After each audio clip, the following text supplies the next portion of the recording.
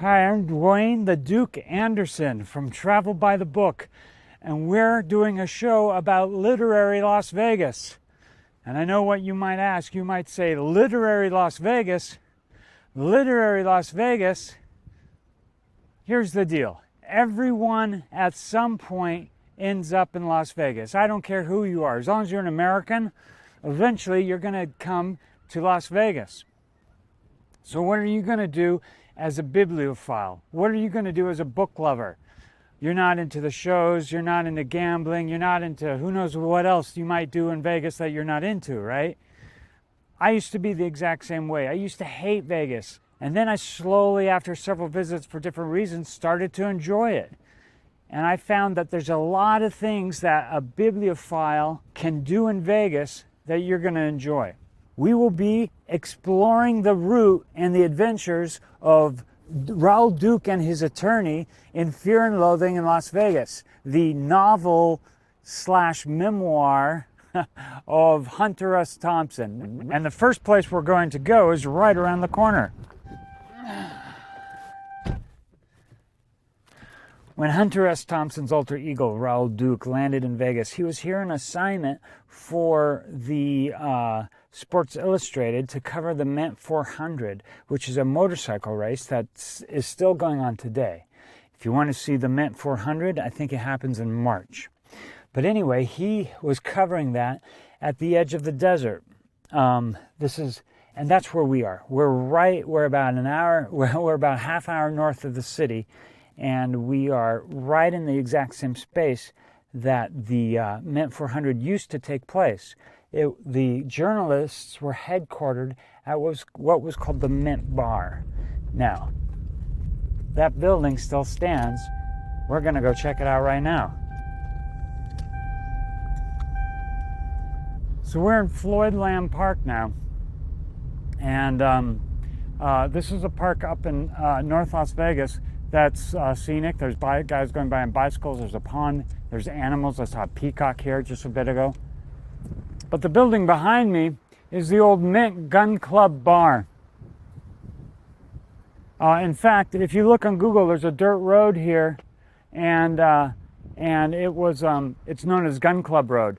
And this gun club operated up until I think the early 2000s. But Raoul Duke came here with other journalists, and after the motorcycles kicked up all this dust in these hills around here, then they went inside. Now this is one of several locations we're going to look at. Now I want to point out that these are locations, when I'm talking about locations, I'm talking about locations from the book, not locations from the movie. The movie starring Johnny Depp, directed by Terry Gilliam. If you're interested in movie locations, there's all sorts of sites on the internet about filming locations.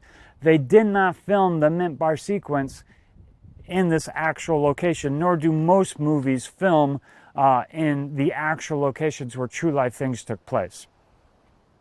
But if you are a literary pilgrim like me, finding a place like this, especially one that is sort of unknown, but this is the place where Hunter S. Thompson was when he was trying to cover in 1971 the Mint 400 motorcycle race that became the basis for the book Fear and Loathing in Las Vegas. Unsurprisingly, Sports Illustrated rejected Thompson's manuscript when he submitted it. But Fear and Loathing would ultimately be published in the Rolling Stone, and it became a cultural touchpoint. It's a requiem to the 60s and the youth movement's hopes for peace and love, now awash in addiction, paranoia, and excess.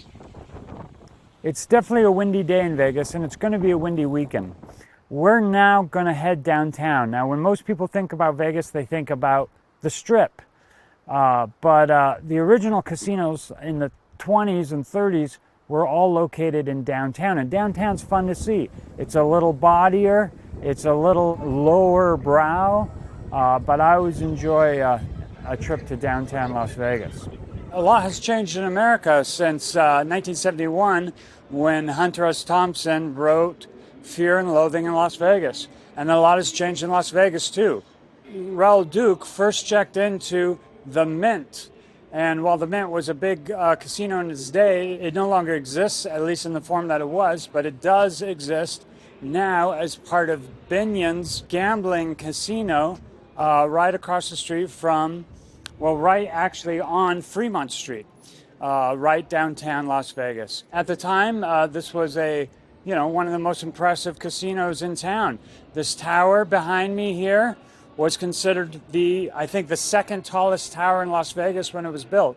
And so it was very impressive. If you want to have the Hunter S. Thompson experience, this is where you want to stay, either here or the Flamingo, where we'll visit next.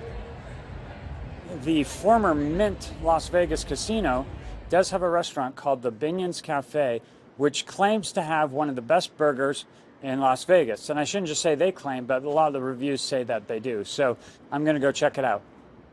Okay, I'm in Binion's Cafe, in Binion's Gambling Hall. You can see that I'm right outside the slot machines here. You know, I've heard that this burger here is as good of a burger as you're going to find anywhere in Las Vegas, and so I'm eager to try it. It looks delicious. The patty is apparently they have butchers who do the meat, and no one ships their patties into them. They go grab a cow and slaughter it right here. I've ordered it with a Swiss cheese because not only am I not vegan today, but I'm also not kosher. Good lettuce leaves here.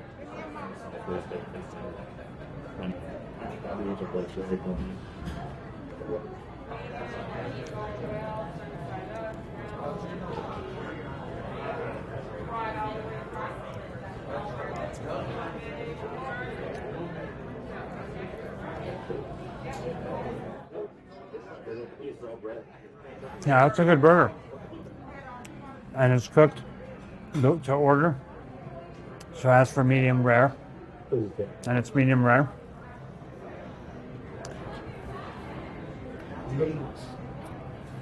I can see why it gets the good reviews. So I'm going to stop working now. I'm going to turn off the recording and just enjoy my meal. Okay? It's delicious. I'm telling the world about it. Oh, okay. You mind if I... Yeah, come on in. Hello. And the amazing thing about this too is it's under $10. It's like $8. I add cheese on it, so it's a little bit more. And in Vegas, everything's expensive. And so it's nice to get just a good, cheap, well-quality burger at a low price. Let's get back to Hunter S. Thompson and head to the famed Las Vegas Strip.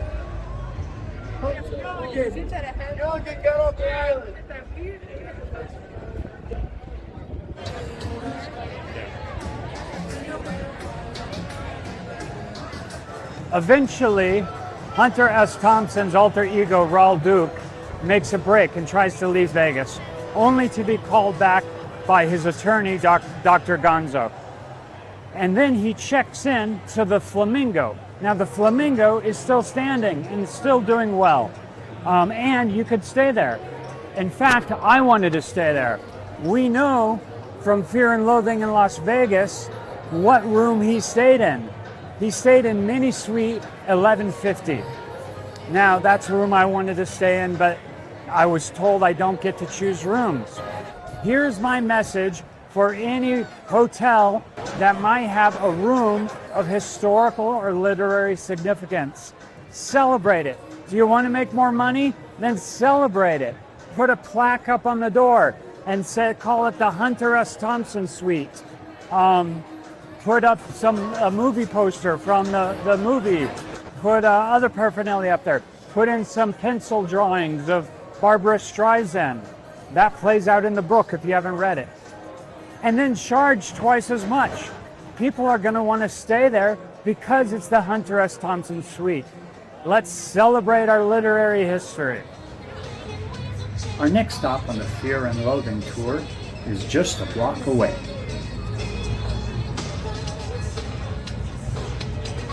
We're finishing our journey with Hunter S. Thompson and Raul Duke at the Bellagio.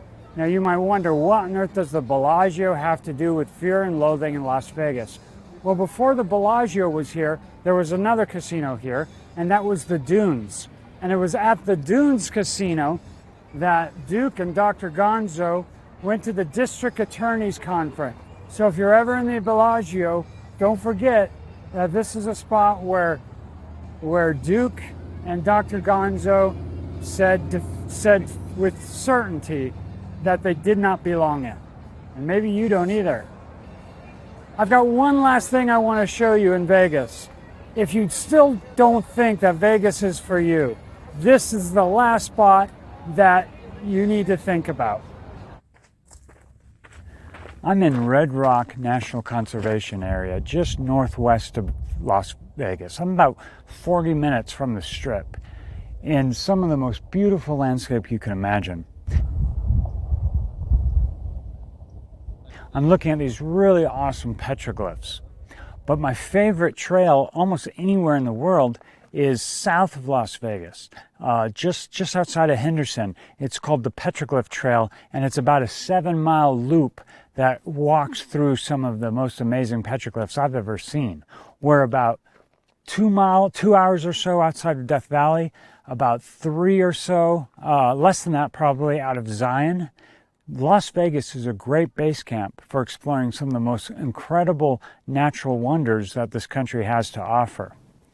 Plus, there's Hunter S. Thompson. You can follow in his footsteps. There's amazing bookstores. If you're here at the right time, there's the book fair.